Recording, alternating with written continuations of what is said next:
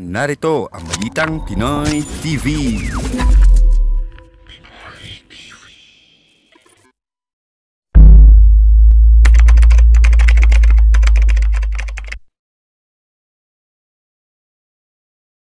Alright, what's up sa inyo mga kababayan? So, ito pong pag-uusapan natin mga kababayan, medyo grabe po ito.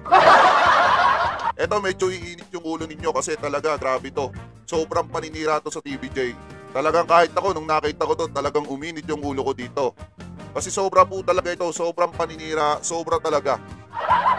Dahil mga kababayan, eto daw pong TVJ is 43 years daw ng lait ng mga bakla may kapansanan, mga pangit at mga kababaihan daw po. Mga kababayan, yan po yung pinapalabas po nila. So ngayon, yan po yung pag-uusapan natin. Pero bago po natin pag-usapan yan, ay nais ko po muna sabihin sa inyo na kung kayo po ay bago pa lamang po sa ating YouTube channel, hinihikayat ko po kayo na huwag niyo po sanang kalimutan na i-like etong ating live streaming na ito at huwag niyo na rin po kalimutan na mag-subscribe sa ating YouTube channel. Hit niyo na rin po yung ating notification bell para lagi po kayong updated sa tuwing mag-upload po tayo ng panibagong video or live stream na katulad po nito mga kababayan.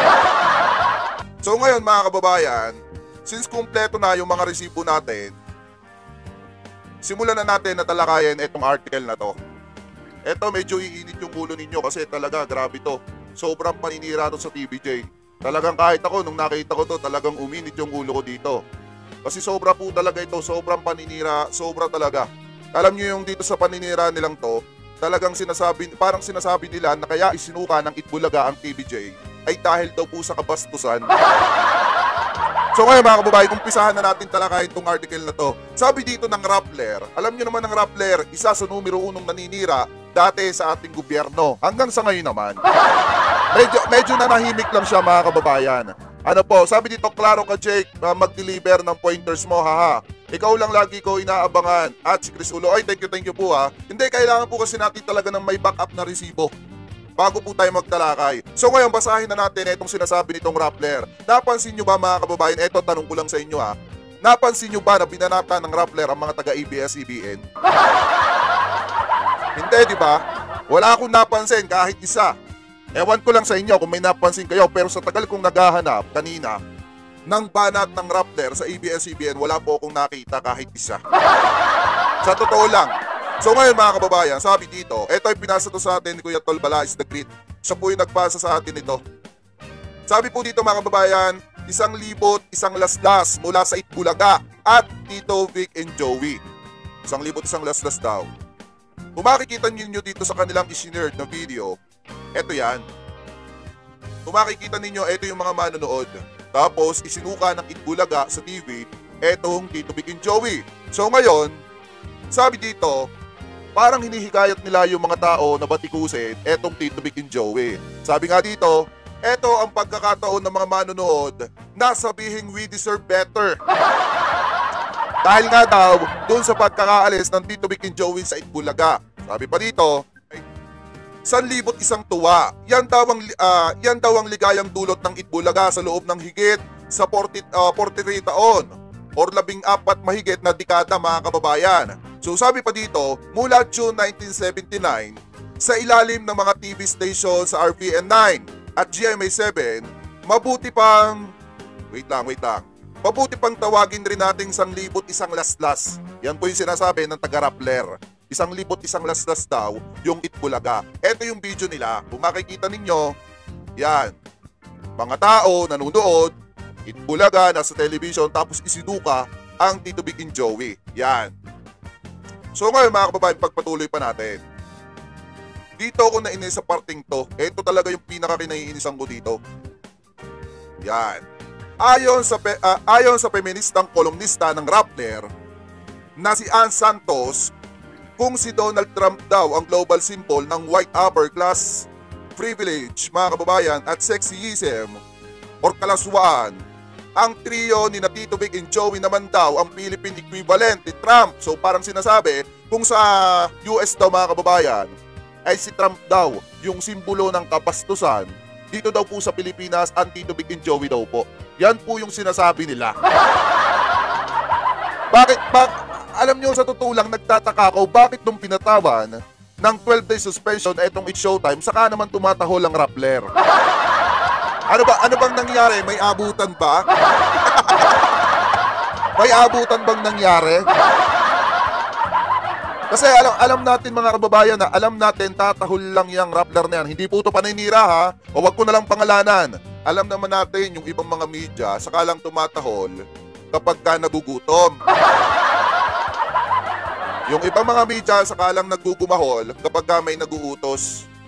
Ano po, kaya nga kung makikita nyo nyo minsan, di ba, sa mga graphic, sa mga pa-event ng mga magagaling ng pag-drawing, may nakalagay na ballpen, tapos may kamay. Alam nyo naman yung iba, hindi ko naman nila lahat. Yung katulad nitong Rappler, para silang ballpen. Hindi sila gagalaw kung walang kamay na maghahawak. Diba? Kasi sabi nila dito, eto. Sabi daw nitong si Ann Santos, siya po yung nagsabi, sa 43 taon or sa 14 na dekada, din itong toilet humor. O parang lagaan daw ng taep, mga kababayan, parang ganon.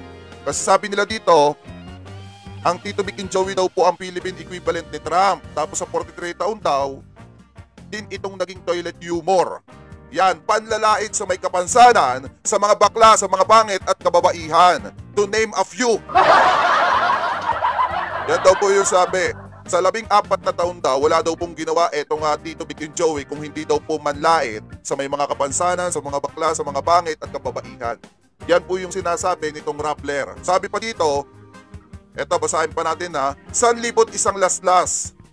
Sa petsa ng kabataang manonood, ang mga gumigiling na babaeng kakarampot ang saplot habang lalo pang sinisimento ang loyalty ng mga viewers gamit ang giveaways at papremyo. To be fair, ginagawa ito ng lahat ng noontime at game show. Pero ang pagpapasimuno ng template ay ang Itbulaga daw po. Or yung branded na Itbulaga daw po mga kababayan. Kung sinasabi nitong Rappler na itong branded na Itbulaga at saka itong Tito Vic and Joey ay walang ibang ginawa kung hindi manlait ng mga bakla at mga kababaihan at may mga kapansanan, ano po kaya ito? Balikan natin to mga kababayan. Kung yung sinasabi nila nanlalait ng mga bakla ang Tito Vic and Joey, ano po ito? Ako personally, I want Itbulaga. Wait lang. Ito. To be respect na rin sa branded na Itbulaga. Pakinggan natin to. Ito, konti pa. This group to be in the tape office every day for a very good amount or TF. Will this group be on the Itbulaga? I'd like to speak. I'm speaking for myself, not for everyone because hindi pa naman namin pinag-usapan. Okay. Ako personally, I want Itbulaga's Super Serena in 2013 with sa tingin nyo ba mga kababayan, may mga LGBT, banggitin na lang natin LGBT kasi pangit talagang pakinggan yung bakla. Ayaw ko talagang binabanggit yung ganyan. Binabanggit ko lang po yan kapag tayong isang vlogger talagang sumahol or suwail or nagbablog ng hindi maganda against me. LGBT na lang mga kababayan. So ngayon mga kababayan, kung nanlalait ang branded na Itbulaga ng mga bakla, ng mga LGBT, itong mga sinasabi ng mga LGBT nasa harap po natin. Sinasabi nila mga kababayan na nanalo sila sa Super Serena. Sa tingin nyo ba kung nanlait ng mga bakla itong branded na Itbulaga at saka itong Tito Vic and Joey, sa tingin nyo ba mag-iisip sila ng programa na alam nilang may mapapasikat sila na katulad po nito, ng mga ito? Unlike dun sa sinasabi nung Rappler. Diba? Pagpatuloy pa natin. Resibo natin to group that is TVJ. TVJ. So if ever, I don't think kaya ko, but I don't know, maybe my loyalty is that strong. Although I guess nasa bakit yung loyalty nila nasa Tito Vic and Joey kung nilalait sila? Yung kagaya nila kung nilalait mga kababayan, bakit yung loyalty nila nasa Tito Vic and Joey? Bakit sinasabi nila na napakalaki ng utang na loob nila sa branded na Itbulaga? Kung talagang nambastos at nanlait ng Tito Vic and Joey ng mga bakla may kapansanan at mga kababaihan. Kung nanlait ang Tito Vic and Joey ng mga kababaihan, bakit maraming sumusuporta ng mga kababaihan sa Tito Vic and Joey? Kung nanlait ng pangit ang Tito Vic and Joey, bakit ako pangit naman ako, sumusuporta ako sa Tito Vic and Joey? Di ba? Pagpatuloy pa natin. Time. But that was the time na hindi na sila kasi direct competitor ng But we are Itbulaga at the talking time. about your EATT, PSA, and Yes. Itbulaga. So, I don't think I would. For my At saka nga pala, ito, yung Portas 5, mga kababayan. O bakit may Portas 5 sa EAT? Kung nanlalait ang Tito Big and Joey ng mga bakla. Ano? Akala nyo, Rappler, makakalusot kayo sa amin, ha? Next time, galing-galingan ang mga writer ninyong mga mabubulok. Hindi ko naman pwedeng sabihin ng mga bulok magsulat. Ito na nga mga kabalita. Ano na ang masasabi nyo patungkol sa balitang ito? Please comment down below mga kabalita. Pag-usapan natin yan sa comment section. At kung di ka pa nakasubscribe sa ating channel, baka naman